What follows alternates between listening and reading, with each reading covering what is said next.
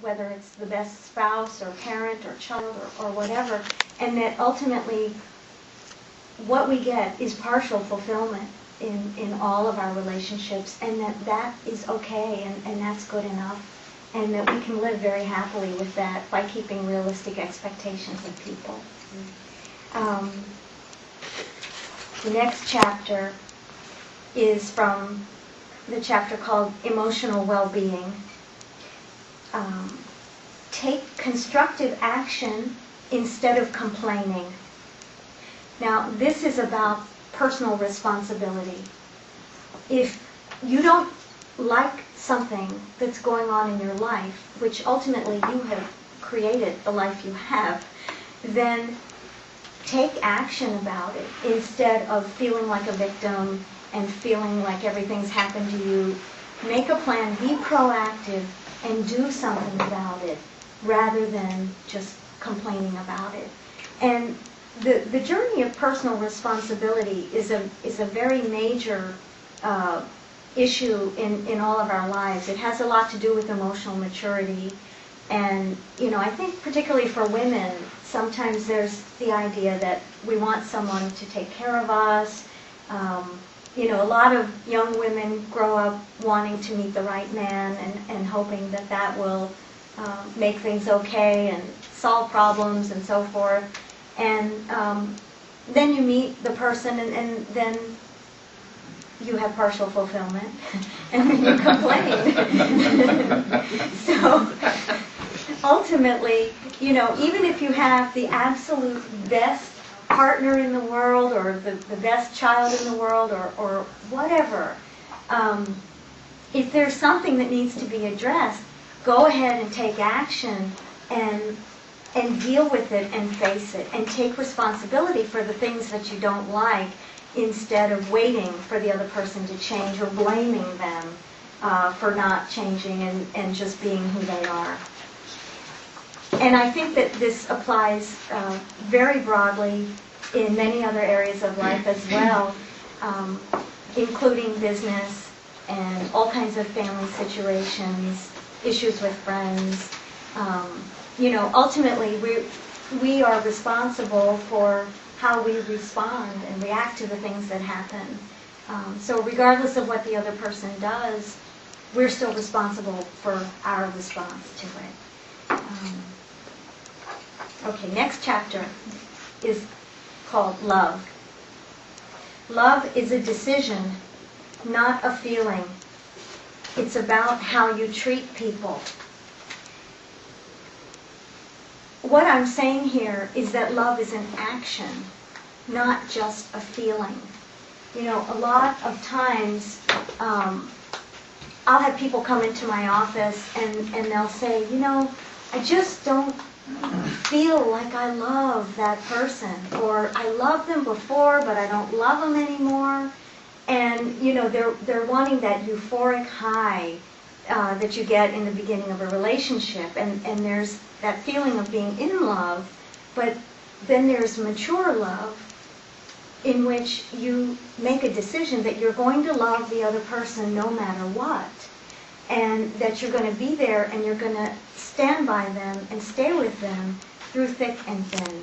And this is really how we grow spiritually, and this is what we were intended to do in our relationships, is love other people unconditionally and make a decision to love them on an ongoing basis. Now, there are limits to everything, and some people are harder to love than others, and there are sometimes situations where you have to walk away. I'm not saying be a doormat or anything like that, but if you're with someone and there's enough good there, keep trying to love them no matter what, because that's how we grow spiritually and emotionally as human beings. That's how we're refined, and that's how our own character traits that need work are smoothed out, and that's how we become more mature and more full and rich as human beings.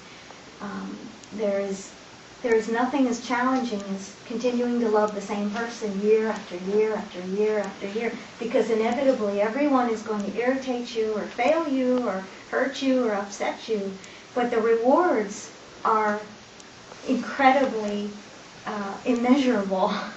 So, next chapter is health. You form your habits, and then your habits form you.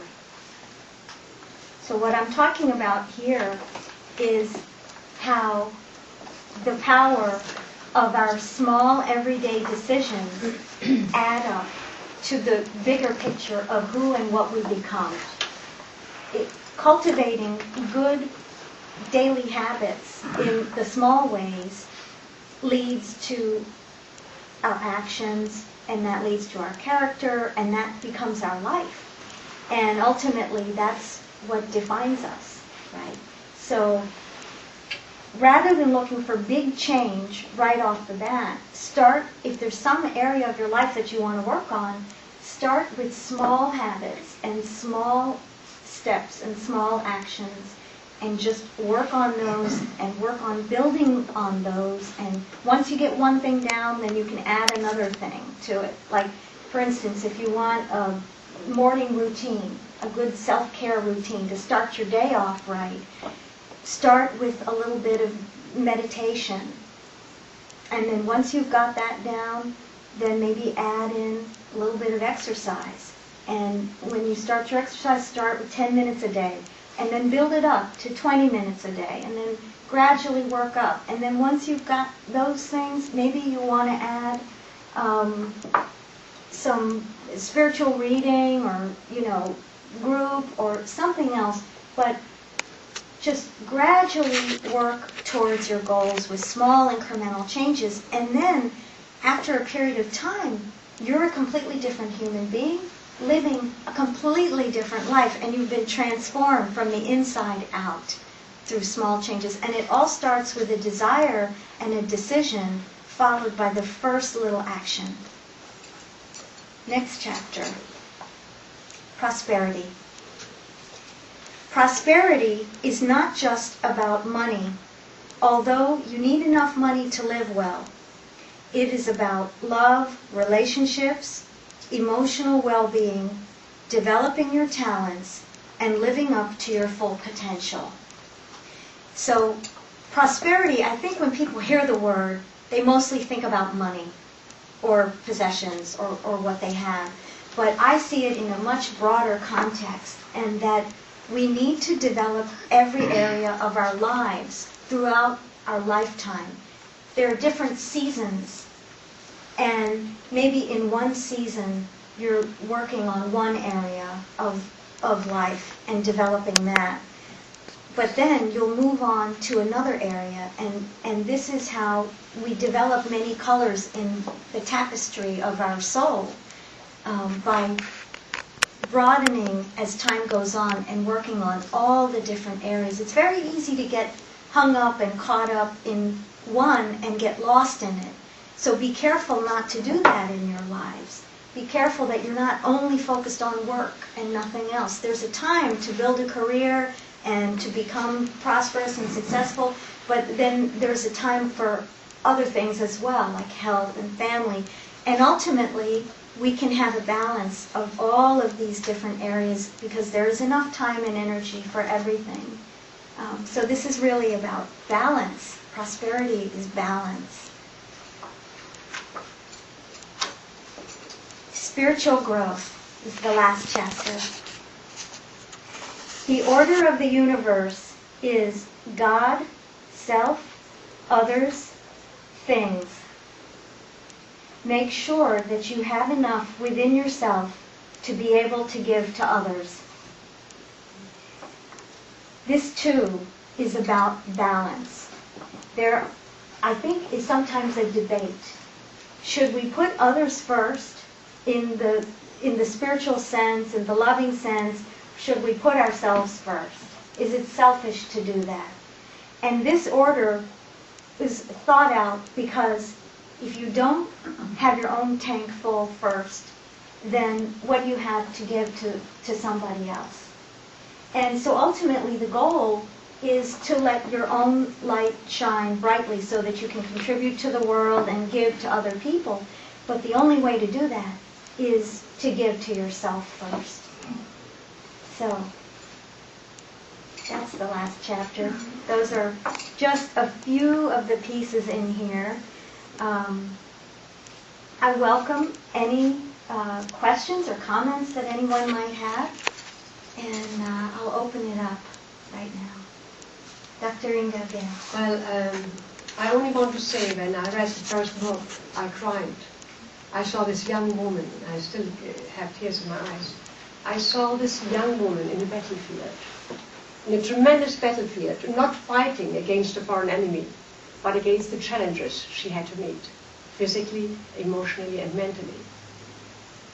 How in the world did she arrive to be so successful today? This was my question. How did you do this? And then I saw something. You put dreams into motion. You had a dream to succeed. And that dream became larger and larger. You put plans to that dream.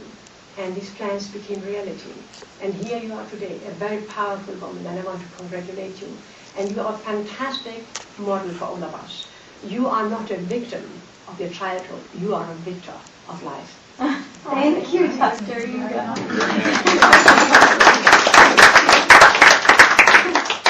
See, I have tears in my eyes now. Question. Yes. What because there's a lot, obviously you put a ton of work into that. Yeah. I guess what was a